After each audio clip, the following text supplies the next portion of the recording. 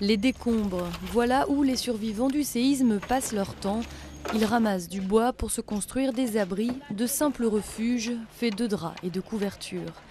Léogâne était tout près de l'épicentre même du séisme. Presque tous les bâtiments ici ont été détruits. Depuis que tout s'est effondré, on ne vit pas bien. Dormir est difficile, manger est difficile aussi.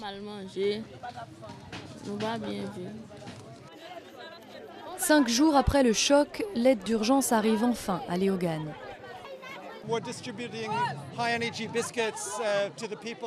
Nous distribuons des biscuits hautement énergétiques aux habitants et ici c'est vraiment l'épicentre du séisme.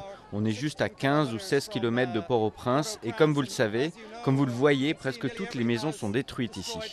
Et les militaires parlent de 20 000, 30 000 morts rien que dans cette région. Mais un paquet de biscuits, c'est loin d'être suffisant pour une communauté entièrement sinistrée. Mais il y a une petite distribution, une petite distribution qui n'est pas du tout digne et qui ne correspond pas à la catastrophe que nous avons vécue. Aucun hôpital ne fonctionne ici, les écoles sont en ruine et pour beaucoup, les perspectives sont catastrophiques. Qu'est-ce qu'on peut dire du futur? Rien. Rien. On ne peut rien dire.